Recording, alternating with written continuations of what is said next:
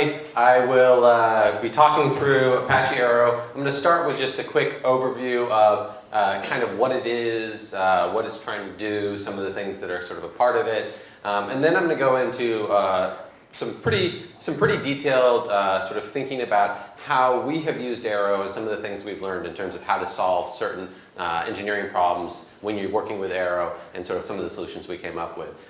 So hopefully it'll be valuable to you. I've been in meetings back to back all day, so I apologize if it's not as crisp as it could be if I'd done it maybe several hours earlier than this. Anyway, he said who I am. I'm involved in a lot of Apache projects. I also work at Dremio, which is an open source technology that allows you to interact with lots of different kinds of data and accelerate how fast you can interact with that data. You can go check it out if you want to, but this talk's really about Arrow. So I'll start out with Arrow in theory. So the Arrow project, it's actually pretty amazing. It's only about a year and a half old. Wes and I were actually working on it for maybe 6 or 8 months before that, sort of talking to different people, trying to figure out what it could be, trying to get together a group of people that are all sort of shared the vision of having this common way of interacting with data. And it's really focused on columnar in-memory analytics. It's trying to solve different kinds of ways of doing columnar in-memory analytics. That could be advanced analytics, that could be sort of descriptive analytics, but really, how do you do that in a reasonable way? And the committer and contributor list, I actually haven't updated this forever because there's a bunch of other people involved, like the Enigma guys, like the 2 Sigma guys. But anyway, when we first started out, a bunch of different people that are committers on a bunch of other important open source projects are all involved in Arrow. Some of them less so, some of them more so. But we basically tried to build this as a very much a community standard. So if I'm sure you're all familiar with open source. I kind of look at open source as there's 2 kinds of open source. There's open source that's very corporate sponsored open source, typically driven by mostly one corporation. And then there's open source that's very community focused, where there's no single organization that owns it. And in fact, you're trying to build a very common consensus. And Arrow very much fits in the latter category. There isn't any one person who controls it, although Wes does a crazy amount of commits, so he's very influential in it. But the passion is trying to make something that is very much shared. And so basically, we wanted to implement a well-documented, cross-language compatible in-memory representation for data. And we wanted it to be designed such that it was very efficient for processing, so it could take advantage. So when you're processing this data representation, you could take advantage of modern CPU characteristics. And so to think about this at a very high level, there's kind of a chicken and egg that's going on here, is that Arrow is about 2 things. It's about processing efficiently and about sharing data at very low cost, or 0 cost potentially. Okay, and the challenge is that, like, how do you get 2 systems to communicate with a common format? Well, you can have them each convert into that common format at the edge, right? But then you're still paying serialization and deserialization costs. So the idea with Arrow is that if the format is very, very efficient for processing purposes within a single system, okay, then that provides a really tangible benefit for that system to adopt it. And you can see that happening with Wes in some of the stuff he's doing on Pandas, for example, where he's starting to adopt Arrow as an internal format for improved performance of processing.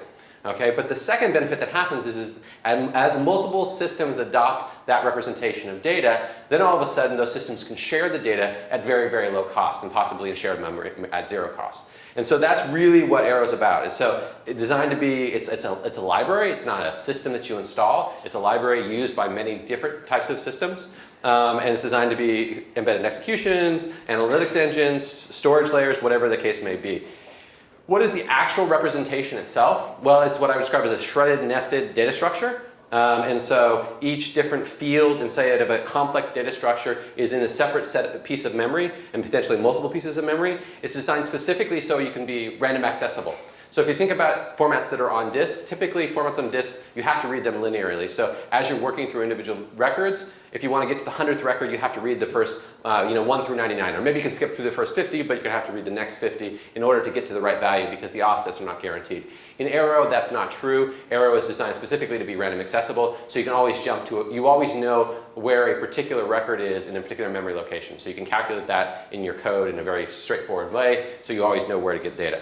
And it's designed to basically take advantage of the CPU pipelining, SIMD, cache locality, superscalar operations, all of those things by how we structure the data in memory. It's also designed so that it's very easy to take it and move it to an I/O, whether that's socket or disk. So you can take it and sort of basically flatten it down to disk or flatten it off onto a socket very, very efficiently and use the scatter-gather capabilities of the kernel.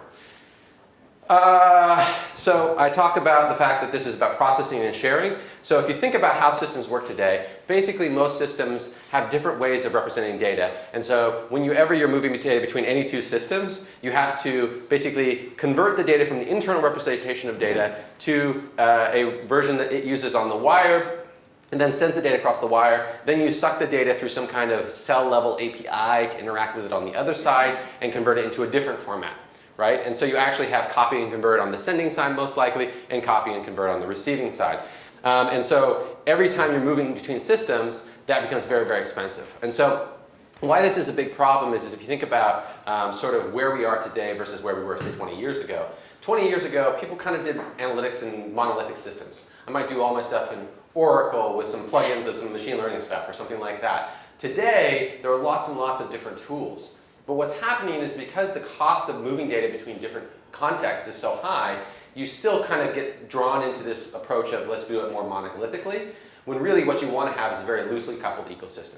And so the passion with Arrow there is that you can get to this image on the right-hand side, which is all about, hey, let's make these systems all use similar representations of data and be able to share those at very, very low cost. So I can start an application in, say, a particular storage format, move into one processing engine, move into a second processing engine, move into another storage system, possibly move back into a processing system, whatever the case may be, and doing all of those things at low cost. So I can pick a best-of-breed approach to how I'm dealing with data analytics.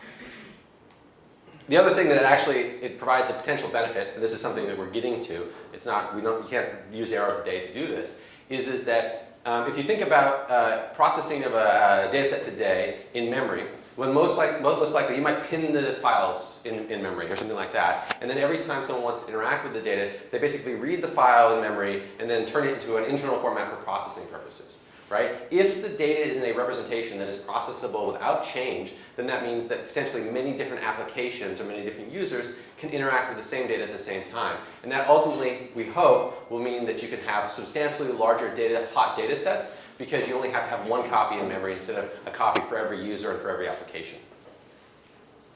So the other part of Arrow is about common processing. So yes, we want a representation that's very efficient to process, but it's also nice for someone to be able to pick it up and start being able to process using certain types of algorithms without a lot of extra implementation, right? And so as it is right now, it's more of the code right now is focused on the implementation of the representation and writing to and reading from the representation. But what we're trying to do is start to have, hey, what's a fast way to apply a predicate to this representation? What's a fast way to sort it? What's a fast way to drop it into a hash table? Because one of the things that people may not know is that working with columnar data has its own challenges, and that's one of the things I'll talk about in the second part of the talk. And so having some sort of initial tools, some primitives that someone can use to start working with Arrow, start to implement something and say, wow, when I use this representation, I can solve this problem in a very, very fast way, and that's an easy way for them to start adopting it. In terms of the data types available in Arrow, Arrow is a complex representation. It's basically all the standard things that you think of. So there's a bunch of scalar types around dates, times, decimals, integers, strings, binary, category. I think there's a couple I'm missing there that you've added. What's that? There's a few, yeah. Yeah, there's a few. Anyway, but most of the common types that you think about, and as well as complex capabilities around those, arrays, structs, maps, and as well as a sort of union type, which allows you to have a heterogeneous field. This is an oversimplification, but basically, if you think about a stream of Arrow data, okay, and this is a slide I've been using for a long time, so some of these things may have changed a little bit, but the stream of Arrow data is really around starting with schema negotiation. So you and I need to agree with what schema I'm going to be providing to you in my Arrow stream. And so this is going to be like, oh, here's the field names, here's their types, here's the structure of the data. And then after you do that communication, it's a very sort of highly efficient representation of data. And so you basically can send one or more dictionary batches, and we're actually modifying it so you can send them interspersed as well, but at the moment, when the slide was written, you could only send them at the front.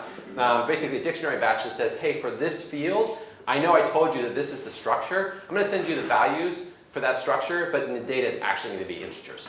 Okay, and we don't do bit packing yet, but we probably will soon. But at the moment, those are integer values. You can have more than 64K records. Yes, and you can have more than 64K records, although it's impossible to manage in memory. But you can have it. But basically the pattern, at least, and some of this is from more, I work a lot in the Java library, Wes works in the C++ library. There's small variations there, but the format is actually very, very clear. And so at least in the Java library, normally you can't have more than 2 billion values at a leaf level inside of any particular batch of records. So anyway, so basically when you're communicating with Arrow, it's very simple. Hey, here's what the schema is, maybe a dictionary batch, maybe not, and then here's a bunch of data batches. And the data batches are designed so that you actually have a very clear structure of data, and I'll get to that in a second. What does the actual format look like? Well, it seems it's probably really obvious once you see it, right? And so here we have an example of a person's array that has 2 people inside of it. Most of those things are scalar values, a string of name, an integer of age, as well as an array of phone numbers, which are strings, okay? And so what that does is it maps to 3 representations here. And this is a slightly simplified version of the representation because we don't cover nullability here, and I'll talk about that in a minute. But if you just think about it in terms of the data itself, right? So the name, you're going to have 2 different buffers of memory. The first is going to be an offset buffer, which describes the start and end point of each value in that buffer, okay? And then the second is the actual data associated with those names. Okay, and so those line up very, very, very nicely in a simplified manner. And you can say, okay, if I want to, this is where the random accessible comes in, which is if I want the first value, if we're 0 indexing, I want the first record's value for the name field. I can go to the offset 1 of the name field and offset 2 of the name field, and I know that the data in the data buffer is going to be from 3 to 7 for that value. Right? And so if I want to do a linked operation, I can just do it against the offsets. If I actually want to do some kind of data operation, I have to interact with the data buffer. Okay, the second buffer, much simpler. Let's say this is a 4-byte integer. Those 4-byte integers are just end-to-end in that representation. The third one, more abstraction here, but basically you have one more level of indirection. So it's a list of strings, and so if you look to the right, the 2 right things look just like the structure for name. Right, which is basically just a name structure. What we've added on top of that is another structure which describes the start and end point of the lists. Okay, and so basically this is the sort of base sort of components or sort of atoms that you would use to build most of the data representations. Obviously there are different widths, like it's a 4-byte integer or an 8-byte integer. It's a single precision or a double precision floating point or whatever. But this is the base concept. And so, generally speaking, we also typically add one more buffer to each of these, which is a validity buffer, which is 1 for this is a rat value, 0 for this is null. One of the things to note for that is that if the validity buffer says it's a null, there is no guarantee of what the other data says in the other vectors, or the other buffers. So, if you think about a record batch and how it's constructed, it's actually a very simple thing. So the data itself is basically all of the buffers that are associated with that record batch end to end. And so this is all data, basically the green, the yellow, and the orange, or whatever that last color is, peach, whatever it might be, are all data. And then above them they have what's called the data header. And the data header describes the offsets into the data, okay? And it's structured in a consistent manner across all record batches in a flat buff representation. And so you always know in the data header, there's no effort to decoding the data header. If I want the age buffer, I know exactly where to go in the data header. So I can precompile whatever I want once I know what the schema is and work against all these data batches without having to do any extra work because I know exactly where all the data is. Okay? Now, one of the important things to note here is that there's 2 patterns of how you might share this data. One is that you're going to share it on something that's local. And so in that case, there is no requirement that is necessary that these things are contiguous, right? And so if you have 2 applications that are possibly working in shared memory, then these buffers could potentially be all over memory, and that data header will simply tell you where they are, okay? But if you are doing something that is more likely to be shared across memory spaces, like I'm sending this thing on socket, then generally speaking, this will all be contiguous as a single packet, not single packet, but a single message with the data header sitting on top of it. All right, so quickly, Arrow components. I kind of break it into 3 things. This is not formal, it's not what the project says, but it's kind of a way that I kind of think about it, is that there are core libraries, which is kind of like the basis of sort of the most basic components of Arrow to get started using Arrow. And then there are some sort of within project integrations. And then there's a bunch of things that are using Arrow that are outside of the project itself, just basically using it as a tool. And so the core components to me are really composed of the different libraries for the different languages. So there's bindings for a bunch of different languages. I think that there's more than we have here, but there's bindings for a bunch of different languages. We're adding them all the time with the ability that you can interact with the data and Arrow representation no matter what language you're in. One of the key things that we focused on is that one way that we look at this is that there are two worlds. There are two sort of really important distinct worlds, the JVM world and the not JVM world, and usually they don't play very well together. And so one of the things that Wes and I have focused a lot on is trying to make sure that those play very well together. And Wes and his team at 2 Sigma have actually done a huge amount of work there on that to make sure that, hey, if I want to move between those two worlds, I can do it very efficiently. On top of those core libraries, which allow you to do reading and writing and that kind of thing, there are several other applications that are inside of the project. So Plasma was recently contributed, came from the Ray project at Berkeley, and it's a shared memory caching layer that supports using Arrow representation inside the shared memory. Feather is a really cool implementation that Wes did early on in his Arrow stuff, where basically a very fast way of writing to disk and reading from disk, basically an Arrow representation for being able to move sort of for short-term persistence of moving data between different processes. These other two are things that we're talking about now in the community and trying to figure out the right way to implement. One is what I call Arrow REST. That's not the formal term for it, but it's the idea that we need to have a very straightforward way to communicate data. And it might be over REST2 using gRPC or whatever, but it's a way for us to be able to communicate Arrow streams that everybody knows how to do. So I can start to implement in say my product at Dremio, a API that then any other tool can interact with because they know it's a standard Arrow REST API. The other one is what I'm calling Arrow Routines, which is the set of libraries that allow you to work with Arrow efficiently and get started very, very quickly.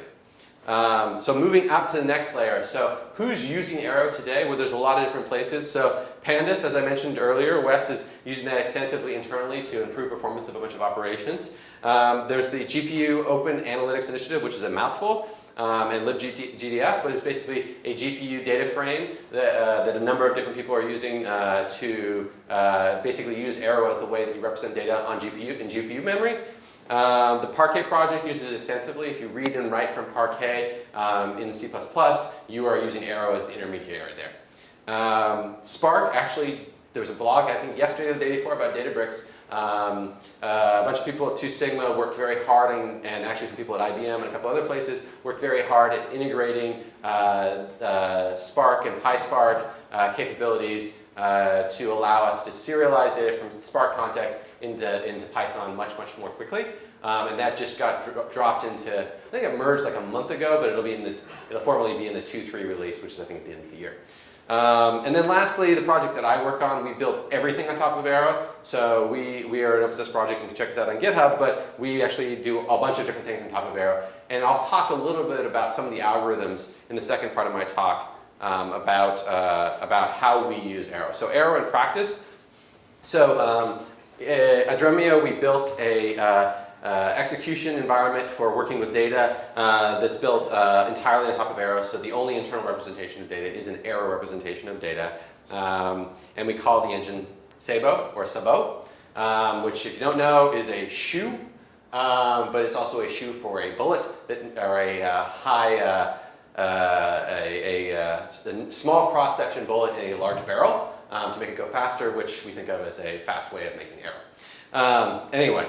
So couple of quick, so I'm going to go through 5 or 6 different not use cases, sort of technical problems, right? These are the problems you're going to hit every day when you're doing this kind of thing, and how we solve each of them. So this is mostly in the context of the JVM implementation of the Arrow library, but a lot of these lessons exist no matter what language you might be working on. So I'll go through these. The first one to start talking about is memory management. And so when you're working with Arrow, you're basically having to work with these buffers all the time. How do you solve memory management? Well, we're in a JVM, and so one of the problems with JVMs is they don't. So as a note, in Java, we always keep Arrow off heap because we want to be able to share it with other applications. And so we did a bunch of memory management stuff. It's built on top of NetEase JE malloc implementation. And basically what we did is we built a way to create a tree of allocators so that for different pieces of work, you could clearly identify the boundaries of that work. You could define how much memory is allowed to that piece of work, what is reserved for that piece of work, so that you can then very clearly understand where memory is being used, because you may have many, many pieces of work that are operating at the same time in the same context. It also includes the ability to detect leaks. So if you see where you're failing to release memory, it's very clear because we're not relying on a garbage collection for this stuff. It's also designed to be very powerful in terms of, I got that on the next slide. So it's also designed to be very clear about ownership semantics. And so if you're moving Arrow memory through a data pipeline, you're going to want to know who owned that memory last. And so the allocator hierarchy has a very clear concept of transferring an ownership between allocators that's built into the counting system as well. So you can very clearly see who's using what when, and make sure that you know that you're maintaining the levels that you need to maintain. So that you can make decisions about, oh shoot, I'm running out of memory, I need to spill the disk, or whatever the case might be. The second sort of experience that we had is that, and this is the one that I was joking with Wes about before, is that if you're working with a lot of different workloads at the same time in the same context, you start dealing with all sorts of memory problems with this kind of stuff. Like, Arrow is great at being very, very fast for processing, but it also is large.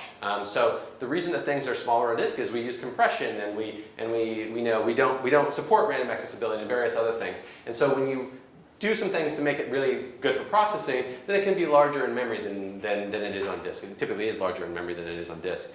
And so in our system, we actually do constrain record batches to up to 64,000 records, but it's actually very rarely even 64,000 records. And the reason is that you want to figure out what is the optimal batch to be able to move through the system as a unit of work, right? And so in our system, we are more of a SQL system. And so when we're moving data between different operations, we want to make that unit of work small enough that we can make scheduling decisions on which thread should be working on what when. We want to be able to spill individual batches to disk very quickly. We want to do batch level sorts very, very quickly. And so we are constantly sizing the batches for one thing, which is efficiency unit of work. Well, actually for unit of work, if you're not spilling is a case where you actually want to keep it smaller because you want to be able to drop fast. You don't want to have to wait for a big spill of a huge amount of data if you're trying to pipeline something. But many of the other use cases, you actually benefit from a larger batch of records because you can work with more at once before you go into some other sort of less optimized loop of code. But what happens is that as the width of your table increases, or the number of fields, if it's a complex object, increase, you start to use huge amounts of memory for even a single batch, right? If you're going to send a single batch across an RPC connection between two nodes, you don't really want that to be a 100 megabyte batch, right? You also don't want to spill a 100 megabyte batch because it's going to take too long and mess up your pipeline. And so, so what we ultimately figured out that we needed to do was adaptively size the length of the batch based on the width of the table. And so we basically look at the number of fields in the batch as well as the average size of things like the variable width fields like strings. And then based on that, we actually make decisions inside the engine on what size we should size these batches so that we can continue to maintain a very good pipeline. And so typically we actually run somewhere between 127 and 4,095 records in a batch because that's a good size. So 4,095 is closer to when you're like, hey, dealing with 10 or 15 columns, whereas something like 127 might be dealing, but one of the customers we're working with has got over 1,000 columns that they're dealing with in a SQL pipeline. Anyway, it's this kind of balancing act, and it's something that we initially think, oh, it wasn't going to be so bad, but then you start running into customers that have 1,000 columns that they're trying to push through a system like ours, and you're like, okay, I need to adjust this down because my batches are getting just much too large, which causes several things, right? It causes problems of fragmentation. Your allocator may be doing special allocations for that. It causes problems in terms of the spilling pipeline. It causes problems in the network pipeline, and so it just causes even causes problems when you're trying to deal with sort of like memory management in general in terms of like who's using what memory. So the next thing is that when we were trying to solve RPC communication, as I talked about before, this Arrow batch is basically a bunch of things structured together. This is basically the thing you saw before. And so what we do there is we actually leverage gathering rights when we drop it onto the socket. And so if you see this, basically we can write the structured message in a buffer, and then we take that buffer, link it together with all the other buffers, and then let the kernel all write that to the socket at once. So it's a very efficient way to send the data. And so basically, we actually, internally at the moment, we still have the structured message and protobuf in some cases, and we've adopted the flat buff in some locations. Because when we started, we actually didn't have Arrow, but we'll ultimately get to flat buff for everything on that, and it'll be the same one that's in the spec. And basically built a custom Netty protocol for this that allows us to support this concept of a sidecar. Some people call it a sidecar, we call it a data body, which is basically is that I'm going to send a structured message which is relevant to like, hey, this is more information about what I'm sending you, but then I can always send this giant data message, which is the actual thing that's sort of the main package. So just a couple more things, and then I'll hand it over to Wes. When we're doing filtering and sorting, one of the things to think about when you're interacting with an arrow representation is that it takes a lot of, one of the things that's not faster in an arrow representation is when you want to eliminate records. Okay? And the reason is in a row-wise representation, I can just delete the record and then copy the next record, and I copy records a record at a time. That's nice about a row-wise representation. In a columnar representation like Arrow, I've got to copy a cell at a time. And you can do that pretty efficiently, but it's still way less efficient than doing a row at a time. And so one of the things that you do is in some cases, you defer the copying of data until as late as possible. And so one of the things that we do to do that is, for example, if you're applying a predicate, we generate what we call a selection vector 2 or a selection vector 4, or actually even we have now a selection vector 6. And these are basically masking vectors that tell us what the offsets are that are valid in the original data set, rather than copying them out into sort of compacted data sets. And so we use 2 to generally operate, and that's where the 65,000 comes from, on a single batch. We use 4 to operate on a collection of batches that are fairly large in size. And so 2 bytes is for the batch, and 2 bytes is for which batch in the set. But if we used to only do 2 and 4, but as we added the ability of adaptability of the batch sizes based on the width of the data, we then had to add a 6-byte masking vector, which allows us to use 4 bytes for the offset because you have far more batches, because the batches are actually smaller.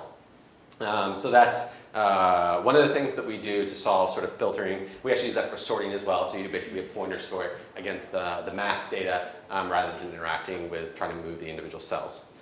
Example of what we did is for Rowwise Algorithms, we do basically we have a hash table implementation that's also doing aggregation. And so this is an example of something where you're kind of struggling with the columnar representation versus the row-wise representation. You want to sort these things into a hash table, but they're actually like individual cells. And so we originally were doing it sort of cell at a time. But it was a fairly complicated, well, it's still fairly complicated piece of code, but it's differently complicated. It was fairly complicated originally, but it also wasn't that performant. And so what we actually did is we came up with a fairly efficient way to what we call pivot the hash table key into a partial row-wise representation that's built inside the hash table so that we can pivot the data, insert it, and then pay for resizing and insertion and equality and hashing costs in a much more efficient manner. And then unpivot it after we're doing something like an aggregation. And so what this looks like is you maintain aggregation tables in an arrow representation. Those are columnar, but you maintain the hash table in a row-wise representation that has basically 2 parts to it, a fixed part and a variable part. The fixed part has a very well-known offset, and you don't have to go to the variable part unless you confirm that the fixed part is actually the same. And so that actually worked pretty well for a hash table implementation. And then the aggregations, you can actually spill those out of the pipeline at the end, especially if you're doing something like sum or something like that, where the intermediate representation is the same as the end representation. So you can spill out the aggregations directly, but then you have to do an unpivot on the data that's in the hash table. I have an example here. I'll send out the deck. I don't think you can read the example. But basically, there's at least one interesting pattern that we do here. And so when we first started trying to explore this kind of representation, we focused very much on whether or not is this a nullable type or a non-nullable type? Because the idea is that, hey, if I know this is a non-nullable type, I can make my code much more efficient. But what we found is that, at least in many of the use cases that I was interacting with, people generally mark things as nullable types, even if there are rarely nulls. Okay? And so, for example, we work with Parquet, and historically with Parquet, most of the engines would never even write a non-nullable type into Parquet. I'm not even sure if today the C++ library supports it. It does. It does, okay. Well, there is an example, but a lot of them didn't, and so basically you'd see the stuff where it was basically annotated as nullable, but then the nulls are very, very rare. And so, so what we decided to do, and we do this in several places, is that rather than try to manage both nullable and non-nullable data at a schema level, we actually manage it at a word level. And so we will, in many cases, look at 64 values, see whether or not they're valid or not valid or partially valid. And then we have separate code at that level. And so that allows us to take advantage of, even if you've annotated the data as nullable, we're just simply actually just doing the observation and say, hey, this data actually has no nulls in it, so we can skip over that piece of code. And then actually, in at least my experience, at least the code that we've worked on, has vastly simplified our code and actually improved performance. The other example I was going to do, I think this is the last one I have. Yeah, I think it's the last one I have, is when you're shuffling data in Arrow. It starts to become a little bit of a problem here as well because Arrow is really nice for a lot of things, but buffering, it's kind of expensive. And so if you're going to try to shuffle a bunch of data between two different nodes, then you actually need to maintain a batch for each of the target locations that you're sending the data, and as you know, as batches get bigger, then these batches actually can overload the cluster. And so if you're dealing with, so in some of our larger scenarios, we might be dealing with 500 nodes with 25 or 50 threads per node interacting across two, basically doing an end-to-end way shuffle. And so what happens is that the error representation, you're like, oh shoot, my buffers for the shuffle are extraordinarily expensive. And so we basically did two things here in terms of the one thing in the pattern and one thing in the performance. And so originally we were actually doing the shuffle in a more what I would describe as a more row-wise approach. The algorithm was row-wise, but the representation was columnar. And so we were seeing not that great a performance, and we also had this problem with too much memory. And so the first thing we did is we actually started to support muxing and demuxing inside of the shuffle. Okay, and so what we would do is we'd say, hey, there might be k nodes, and there's n threads total across all the k nodes. Why don't we take each node and mux to a single stream before we actually do the partitioning for the shuffle? And initially we were like, well, that's going to be concerning because all of a sudden one thread is doing the work of many threads. But what we found is by changing the pattern of the actual code to a fully columnar shuffling pattern, where we actually go through all the values, identify all of their target values, and then come up with a pattern of exactly how far we can copy down before we actually need to flush any of the things, and basically do that a column at a time. If you see here, we basically generate a bucket vector. We then, field by field, go through and do the bucket vector transpose or shuffle, and then we can flush those things out. And so we can still do that gathering right at the end, and we do all this work in the middle. But this was a way that we solved both the buffering problem and didn't suffer from the fact that we were bringing this all back into a single thread. Another example of code. One last example, this one's quick. So one of the nice things I kind of noted earlier is that one of the common patterns that we see when working with data is that you might have a list of things inside of a record. And one of the things that people commonly want to do is they want to unroll that list and turn it into separate records because they want to work with it more relationally. And so one of the nice things that we have that we can do with the arrow representation is that basically we can unroll the record, unroll the list by basically dropping the offset vector and basically retreating the data. But we actually never have to rewrite the struct vector. Now the one thing that we do, at least in our case, is that we do subdivide the inner vectors if the lists are too long, so that we can stay within our target batch size. So you'll see that I may have taken those three vectors and then I wrap them, I turn them into individual subvectors. And so we actually have, at least in the Java library, we have this concept of what's a split and transfer, which is the ability to subdivide a vector, but only rewrite the minimum amount that's required to start that as a new vector. And so in a normal case, like an integer vector, there's basically the only thing you have to do is make sure that you move any of the validity vector if you don't have a right offset, the correct offset. In something like a variable width vector, you have to rewrite the offsets themselves. So anyway, that's what I had. A bunch of things coming. Love you to all join the community.